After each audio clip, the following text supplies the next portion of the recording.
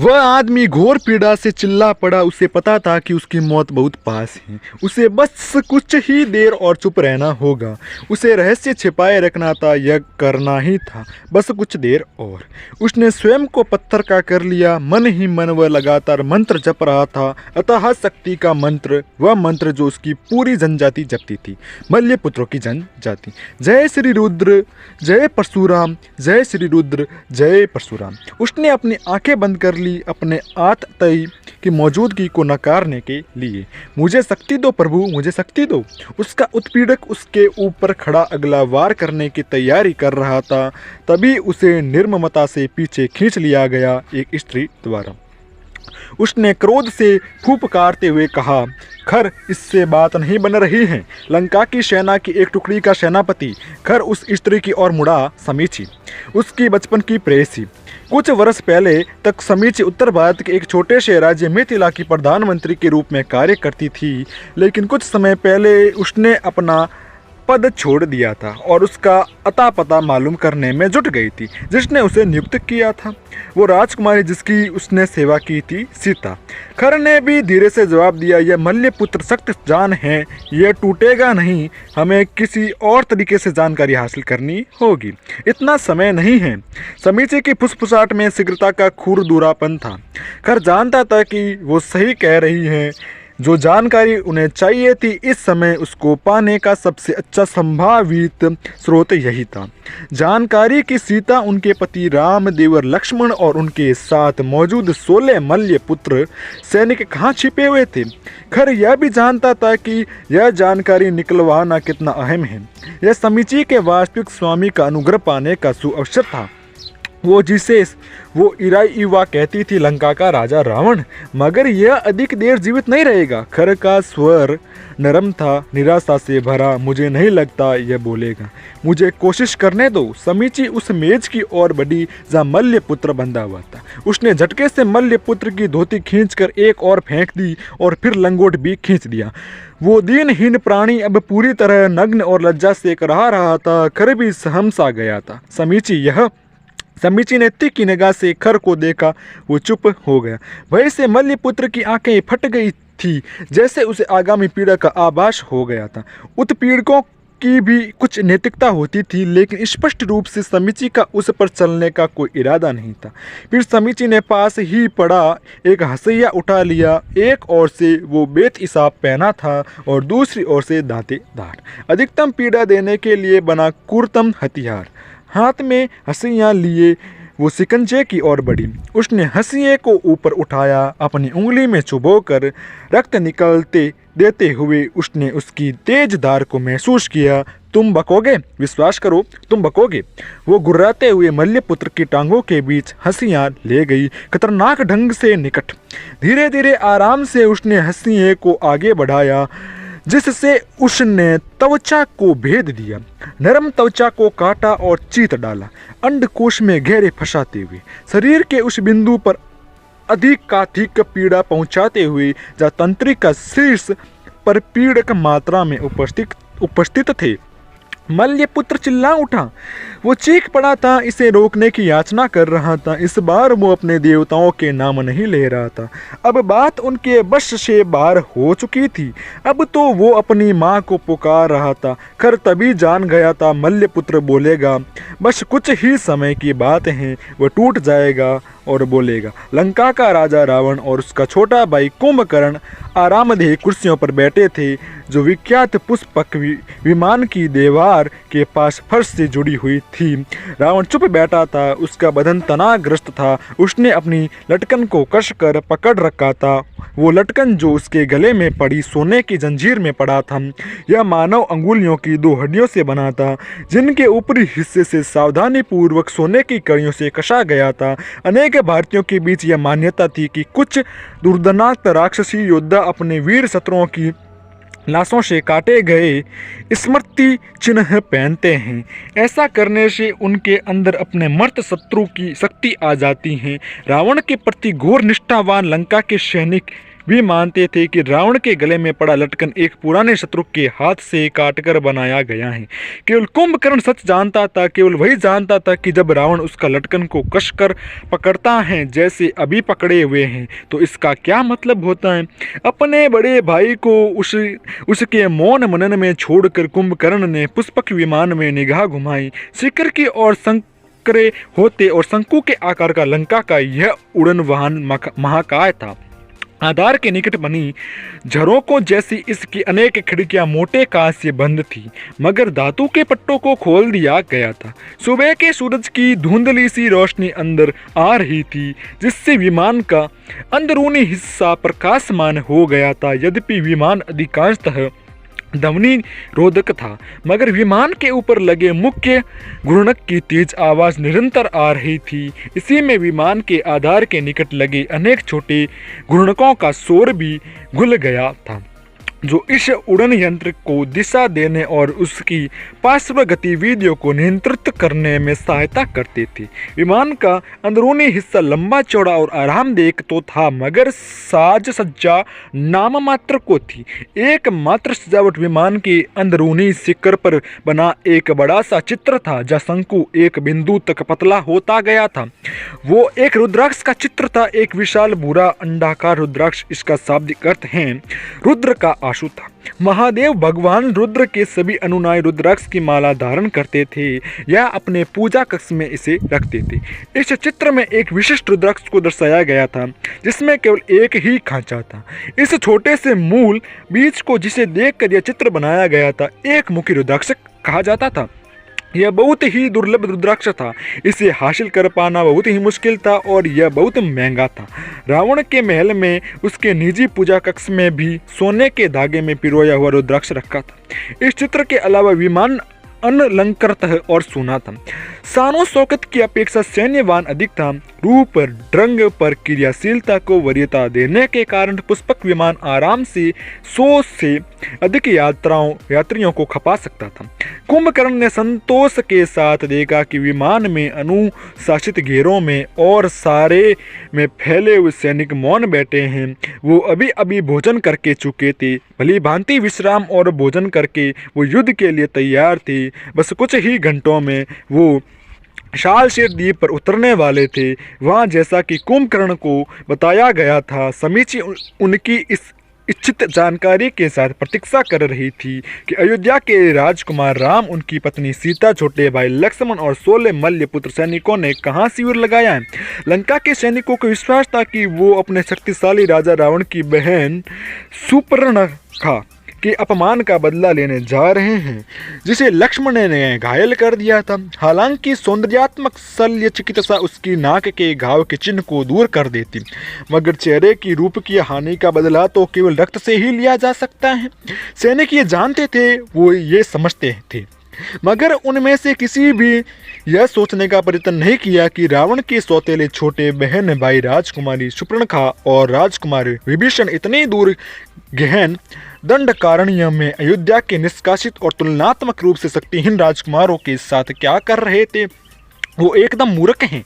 अनंतः रावण ने सुसक्ता से और स्वर को धीमा रखते हुए कहा। रावण और कुंभकर्ण के आसनों को ऊपरी लगी एक छड़ से लटके पर्दे से आंशिक तौर पर अलग कर दिया गया था।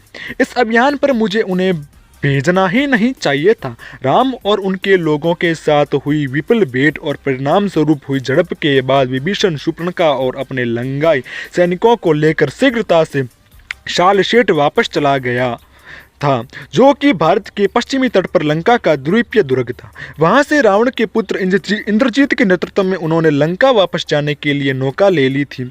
उनके विफल अभियान की सूचना मिलते ही जितने सैनिक पुष्पक विमान में आ सके उन्हें लेकर रावण तुरंत लंका से चल पड़ा था। कुंभकर्ण ने गहरी सांस ली और अपने बड़े भाई की ओर देखते हुए कहा, अब यह बात पुरानी हो चुकी है दादा, दोनों ही जड़ बुद्धि हैं। विभीषण और शूर्पणखा अपनी मूर्ख असभ्य माँ पर गए हैं, एक सीधा सादा सा काम भी नहीं कर सकते। रावण और कुंभकर्ण दोनों ऋषि विश्रवा और उनकी पहली पत्नी केकशी के पुत्र थे। विभीषण और शूर्पणखा भी ऋषि विश्रवा की संतान थे, मगर उनकी दूसरी पत्नी क्रेटिस से जो भूमध्य सागर के नासोपद्वीप की यूनानी राजकुमारी थी। रावण को अपने सौतेले भाई बहन से कभी कोई लगाव नहीं रहा था, मगर पिता के देहांत के बाद उसकी माँ केकशी ने उन्हें अपनाने के लिए विवश कर दिया था। हर परिवार में कुछ मूर्ख होते ही हैं दादा। कुंभकर्ण ने मुस्कुराकर अपने भाई को शांत करने की कोशिश करते हुए कहा, मगर फिर भी वो परिवार का अंग हैं। मुझे तुम्हारी बात सुननी चाहिए थी, उन्हें भेजना ही नहीं चाहिए था। अब इसे भूला जाएं। कभी कभी मुझे लगता है कि हम इसे संभाल लेंगे दादा। कुंभकर्ण ने बात काटी, हम विभीषण का अपहरण करेंगे और फिर मल्ल पुत्रों के पास कोई विकल्प नहीं रहेगा। वो हमें वो सब दे देंगे जो हम चाहते हैं, जिसकी हमें आवश्यकता है। रावण मुस्कुराया और उसने अपने भाई का हाथ थाम लिया। मैंने तुम्हें कष्ट के अलावा और कुछ नहीं दिया कुंभ, हमेशा मेरा साथ देने के लिए धन्यवाद। कुंभकर्ण ने अपने भाई का हाथ दबाया। नहीं दादा, कष्ट तो मैंने आपको दिया है अपने जन्म से ही। आपके कारण ही मैं जीवित हूँ। मैं आपके लिए प्राण भी दे दूंगा। बकवास, तुम अभी जल्दी नहीं मरने वाले, ना मरने के लिए, ना मेरे लिए, ना किसी और के लिए। तुम बुढ़ापे की मौत मरोगे अनेक अनेक वर्ष बाद, जब तुम हर स्त्री के साथ शयन कर चुकोगे जिसके साथ शयन करना चाहोगे, और जी भर के मदिरापान कर चुकोगे। कुंभकर्ण, जो पिछले अनेक वर्षों से पूर्ण ब्रह्मचारी था और मदपान त्याग चुका था, हंस पड़ा। हम दोनों की ओर से ही आप यह पर्याप्त कर लेते हैं दादा। तेज हवाएं पुष्पक विमान को थपेड़े मार रही थी। विमान थर थराने और डगमगाने लगा था, किसी भीम का राक्षसी बालक के हाथों में पकड़े खिलौने की तरह। मूसलाधार बरसात हो रही थी। वो झरोकों के मोटे कांच के पार पानी को बरसते देख रहे। भगवान रुद्र की शपथ, किसी वाहियात विमान हादसे में मरना मेरी नीति नहीं हो सकती। रावण ने 2 बार अपनी कुर्सी में लगे शारीरिक शिकंजे को जांचा, जिसने उसे सुरक्षित रूप से कुर्सी से बांधा हुआ था। कुंभकर्ण ने भी इन शिकंजों को खास तौर से शरीर के पूरे ऊपरी भाग पर प्रतिरोधक बल को फैलाने के लिए बनाया गया था। उनकी जंघें भी कस गई थी। लंका के सैनिकों ने भी विमान के फर्श और दीवारों पर लगे सामान्य शिकंजों से स्वयं को बांध लिया था। अधिकांश सैनिक खुद को और अपने पेट के भीतर चल रही हलचल को शांत रख पा रहे थे, मगर विमान में पहली बार यात्रा कर रहे कुछ सैनिक प्रचुरता से उल्टियां कर रहे थे। कुंभकर्ण रावण की ओर मुड़ा, यह बेमौसमी तूफान है, तुम्हें ऐसा लगता है? रावण ने मुस्कुराते हुए पूछा। संकट काल में उसका जूझारापन और मुकर हो जाता है। कुंभकर्ण ने मुड़कर उन चारों विमान चालकों को देखा जो नियंत्रकों पर अपना पूरा शारीरिक बल लगाते हुए हवाओं के विरुद्ध विमान को दिशा देने के लिए उपकरणों के साथ जूझ रहे थे। बहुत बलपूर्वक नहीं, गरजती हवाओं के पार अपनी आवाज पहुंचाते हुए कुंभकर्ण ने चिल्लाकर कहा, उतोलक टूट गए तो हम बेमौत मारे जाएंगे। चारों व्यक्ति कुंभकर्ण की ओर मुड़े, जो शायद इस समय जीवित सर्वश्रेष्ठ विमान चालक था। हवाओं से इतना मत जूझो कि नियंत्रक टूट ही जाए, कुंभकर्ण ने आदेश दिया। इसे बहने दो, मगर बहुत शीतल भी मत होना। बस विमान को सीधा रखो तो सब ठीक रहेगा। चालकों ने उत्वेलकों को थोड़ा ढीला छोड़ा तो विमान लहरा गया और हवाओं के साथ और अधिक तेजी से झूलने लगा। तुम यह चाह रहे हो कि मैं उल्टी कर दूं? रावण ने मुंह बनाते हुए कहा। उल्टी करने से किसी की जान नहीं जाती, कुंभकर्ण ने कहा, मगर विमान हादसा यह काम अच्छे से कर देगा। रावण गुर्राया। उसने एक गहरी सांस ली और अपनी आंखें बंद कर ली। उसने हाथ के शिकंजे को कसकर पकड़ लिया था। वैसे इस तूफान का एक लाभ भी है, कुंभकर्ण ने कहा। ये गरजती हवाएं घुड़नकों के शोर को दबा देगी। उन पर हमला करते समय हमारे पास उन्हें चौंका देने का लाभ होगा। रावण ने आंखें खोली और कुंभकर्ण को देखा। उसकी भवें सिकुड़ गई थी। तुम्हारा दिमाग ठीक है, हम उनसे 1 के मुकाबले 5 अधिक हैं। हम चौंकाने का लाभ नहीं चाहिए, हमें बस सुरक्षित उतरना है। छोटा और निर्णयात्मकता लंका की ओर से कोई हताहत नहीं हुआ था। मल्ल पुत्रों के सेनापति जटायु और उनके 2 सैनिकों के अलावा सब मारे गए थे या बुरी तरह आहत हुए थे, मगर राम, लक्ष्मण और सीता लापता थे। कुंभकर्ण तीनों को ढूंढने के प्रयासों का प्रबंधन करने निकला तो रावण एक मल्ल पुत्र सैनिक को घूरता खड़ा था, जो धरती पर पीठ के बल पड़ा था। वो अभी भी जीवित तो था, मगर वह मुश्किल हर खरखराती सांस के साथ वो अपनी मौत की ओर नजदीक जा रहा था। उसके शरीर के आसपास गाढ़ा रक्त जमा हो गया था, जिसने मिट्टी को तर और हरी घास को बदरंग कर दिया था। उसकी जांघों की मांसपेशियों को काट दिया गया था, लगभग अस्थि तक। अनेक कटी हुई धमनियों से रक्त फूटा पड़ रहा था। रावण तकता रहा, हमेशा की तरह धीमी मौत के साथ। इस दृश्य से वो सम्मोहित सा था। वो कुंभकर्ण की आवाज़ सुन रहा था। जटायु द्रोही हैं, मल्लपुत्रों के साथ मिलने से पहले वो हम में से एक था। मुझे परवाह नहीं कि तुम उसके साथ क्या करते हो। सूचना हासिल करो सेनापति खर। जी प्रभु। कुंभकर्ण खर और उसकी प्रेमिका समुचित जानकारी और बल के साथ अपनी योग्यता साबित कर चुके थे। उसने प्रणाम किया और अपने स्रोत की ओर बढ़ दिया। रावण ने मल्लपुत्र पर ध्यान केंद्रित किया। उसका रक्त तीव्रता से बह रहा था। वो उसके पेट पर लगे एक छोटे से घाव से बहता मालूम दे रहा था, मगर रावण देख सकता था कि वो घाव गहरा है। गुर्दे, यकृत, पेट सबको काट दिया गया था। शरीर से निकलते रक्त के कारण उस सैनिक का शरीर पीड़ा से मरोड़े खा रहा था और कंपा रहा था। कुंभकर्ण के शब्द फिर से उसके अवचेतन को भेद गए। मुझे 7 दल चाहिए, हर दल में 2 लोग होंगे, सारे में बिखर जाओ, वो दूर नहीं गए होंगे। अगर वो राजकुमार या राजकुमारी मिल जाएं तो खुद मत उलझना। तुम में से एक आदमी वापस आकर हमें सूचित करेगा, जबकि दूसरा उनका पीछा करता रहेगा। रावण ने फिर से मल्लपुत्र की ओर ध्यान दिया। उसकी बाईं आंख बाहर निकल आई थी। शायद हाथ में शेर का गुप्त पंजा पहने लंका के किसी सैनिक ने निकाली होगी। आंशिक रूप से कटा आंख का ढेला नेत्रीय तंत्रिका के सहारे गड्ढे से बाहर लटका हुआ था। रक्त रंजित बेरंग सफेद ढेले से धीमे धीमे रक्त टपक रहा था। मल्लपुत्र का मुंह खुला था। उसका सीना जोरों से धड़क रहा था। हवा भरकर अपने शरीर से प्राणवायु पहुंचाने के लिए संघर्षरत हैं, जीवित रहने की बेतहाशा कोशिश करते हुए। आत्मा अंतिम पल तक शरीर में अटके रहने के लिए क्यों अड़ी रहती हैं, तब भी जब मौत स्पष्ट रूप से बेहतर विकल्प होती है। दादा, कुंभकर्ण ने उसके दिवास्तापन को तोड़ते हुए पुकार। रावण ने मौन रहने के लिए अपना हाथ उठाया। कुंभकर्ण ने आदेश का पालन किया। लंका का राजा मल्लपुत्र के शरीर से धीरे धीरे निकलते जीवन को तकता रहा। उसकी सांस लगातार खरहरी होती जा रही थी। जितनी जोर से वो सांस लेता, उतनी ही तेजी से उसके बेशुमार घावों से रक्त फूट पड़ता। छोड़ दो। अंततः बहुत तेज एंटज हुई मरते हुए आदमी के मुंह से अंतिम उतली सी सांस निकली। पल भर के लिए सब थम गया था। वो अपनी आंखें खोले पड़ा था, त्रस्त था। दोनों मुठ्ठियां कसकर बंद थी। उंगलियां विचित्र से कोण पर मुड़ गई थी। शरीर ऐंठा हुआ था और फिर धीरे धीरे वो शिथिल पड़ने लगा। कुछ पल बीते, फिर रावण अपने सामने पड़े सब की ओर से मुड़ा गया। क्या कह रहे थे? उसने कुंभकर्ण से पूछा। वो दूर नहीं गए होंगे, कुंभकर्ण ने कहा। कर शीघ्र ही जटायु से सारी जानकारी निकाल लेगा। हम विष्णु को ढूंढ लेंगे। हम उन्हें जीवित पकड़ लेंगे। और राम लक्ष्मण का क्या? हम पूरा प्रयास करेंगे कि उन्हें चोट न पहुंचे और उन्हें ऐसा लगे कि उन्होंने सुपर्णखा के साथ जो किया यह उसका ही बदला है। आप विमान में जाकर प्रतीक्षा करना चाहते हैं? रावण ने सिर हिला दिया। नहीं, मुझे सीता को देखने दो, रावण ने कहा। दादा, इतना समय नहीं है। राजा राम और राजकुमार लक्ष्मण निकट ही, वो शीघ्र ही आ जाएंगे। मैं नहीं चाहता कि हमें उन्हें मारने पर विवश होना पड़े। ये एकदम सही है, हमें विष्णु मिल गई है और अयोध्या के तथाकथित राजा आहत नहीं हुए। अब हम निकलते हैं। विमान में पहुंचने के बाद आप उन्हें देख लेना। लंकावासी एक छोटे से मैदान में थे जहाँ मल्लपुत्रों ने अपना शिविर लगाया था। वो घने वन से घिरे हुए थे जहाँ पेड़ों की पंक्ति के पार कुछ दिखाई नहीं देता था। राजकुमारों के उस स्थान पर पहुंचने से पहले वहां से निकल लेने की कुंभकर्ण की आतुरता समझी जा सकती थी।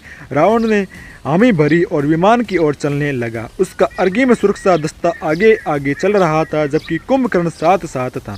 सैनिकों का मुख्य दल पीछे एक लंबी सी डोली लिए चल रहा था, जिस पर बेसूद सीता बंधी हुई थी। पिछला सुरक्षा दस्ता अंत में था। यह जानते हुए कि राम और लक्ष्मण मुक्त और शस्त्र हैं, लंकावासी पूरी तरह चौकस थे।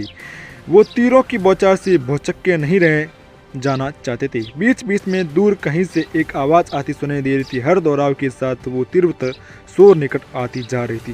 सीता, यह राम थे, अयोध्या के राजा दशरथ के सबसे बड़े पुत्र। चूँकि अयोध्या उस क्षेत्र की सर्वोच्च शक्ति थी, इसलिए दशरथ भी सप्त सिंधु के सम्राट थे। जब मिथिला के युद्ध में अनधिकृत रूप से देवी अस्त्र का प्रयोग करने के लिए राम को 14 वर्ष के लिए निष्कासित किया गया था, तो दशरथ ने उनके स्थान पर भरत को युवराज नियुक्त कर दिया था। मगर जब दशरथ के देहांत के बाद भरत के राज्याभिषेक का समय आया तो उन्होंने सभी अपेक्षाओं के विपरीत जाकर राम के खड़ाऊ सिंहासन पर रखे और अपने बड़े भाई के प्रतिनिधि के रूप में साम्राज्य चलाने लगे। इस तरह तकनीकी रूप से निष्कासन में होने के बावजूद राम अयोध्या के शासक और सप्त सिंधु के सम्राट थे अनुपस्थित थे। भले ही उनका औपचारिक राज्याभिषेक नहीं हुआ था, अगर वो आत होते या मारे जाते तो सप्त सिंधु के दूसरे राज्यों पर संधि की शर्तें सक्रिय हो जाती। फिर इन राज्यों को अपने सम्राट को हानि पहुंचाने वाले के विरुद्ध युद्ध के लिए एकजुट होना पड़ता। और रावण जानता था कि लंका युद्ध वहन नहीं कर सकती, तभी अभी नहीं, मगर सम्राट की पत्नी के संबंध में ऐसी कोई शर्त नहीं थी। दर्द भरी आवाज़ फिर सुनाई दी, सीता। रावण कुंभकर्ण की ओर मुड़ा, तुम्हें क्या लगता है वो क्या करेगा? क्या वो सप्त सिंधु की सेनाओं की एकजुट कर सकता है? अपने भीमकाय आकार के बावजूद आश्चर्यजनक रूप से चुस्त कुंभकर्ण रावण के साथ गति बनाए हुए थे। उसने सोचते हुए कहा, यह इस पर निर्भर करता है कि हम इसे किस तरह दर्शाते हैं। सप्त सिंधु में अनेक ऐसे हैं जो राम और उनके परिवार का विरोध करते हैं। अगर हम यह जानकारी में ला दें कि सुपर्णखा का बदला लेने के लिए सीता का अपहरण किया गया है, तो इससे उन राज्यों को पीछे हटने का बहाना मिल जाएगा जो युद्ध में शामिल नहीं होना चाहते होंगे। साथ ही संधि में ऐसी कोई शर्त नहीं है जो सम्राट के अलावा राज परिवार के किसी अन्य सदस्य के आत होने की संभाव्यता का उल्लेख करती हो। तो केवल इसलिए कि हमने सम्राट की पत्नी का अपहरण किया है, उन पर कूच करने के लिए संधि की बाध्यता नहीं है। जो लोग दूर रहना चाहते हैं वो दूर रहना चुन सकते हैं। मुझे नहीं लगता कि वो कोई बड़ी सेना जमा कर पाएंगे। यानी वो मूर्ख सुपर्णखा और विभीषण किसी उपयोग के तो साबित हुए। उपयोगी मूर्ख कुंभकर्ण ने जोड़ा, उसकी आंखों में चमक थी। इस विभीषण विशेषण पर मेरा अधिकार है। रावण ने हंसते और खिल्लड़ेपन से कुंभकर्ण की विशाल तोंद पर हाथ मारते हुए कहा। दोनों भाई पुष्पक विमान के पास पहुंच गए थे और झटपट अंदर चढ़ गए। उनके पीछे पीछे सैनिक आए और विमान के अंदर अपने स्थान लेने लगे। शीघ्र ही रावण और कुंभकर्ण उड़ान की तैयारी में स्वयं को बांधने लगे थे। एक सरसराहट के साथ विमान के द्वार बंद हो गए। ये योद्धा हैं। कुंभकर्ण ने प्रश्नात्मक मुस्कुराहट के साथ सीता की दिशा में सिर हिलाते हुए कहा। उनके बेसुध शरीर को फीतों से बांधते हुए लंका के सैनिक उनके आसपास मंडरा रहे थे। वीर योद्धा राजकुमारी को पकड़ना संघर्षपूर्ण रहा था। सुपर्णखा और राजकुमारी के बीच हुई हिंसक भेंट को 30 दिन बीत गए थे और अब अयोध्या के राज परिवार के सदस्यों ने यह मानकर अपनी शर्त कथा शिथिल कर दी थी कि लंकावासी उनके पीछे रह गए हैं। उस दिन उन्होंने तय किया कि बाहर निकलकर अपने लिए समुचित आहार का प्रबंधन करेंगे। सीता मकरंद नाम के एक मल्लपुत्र सैनिक के साथ केले के पत्ती काटने ले गई।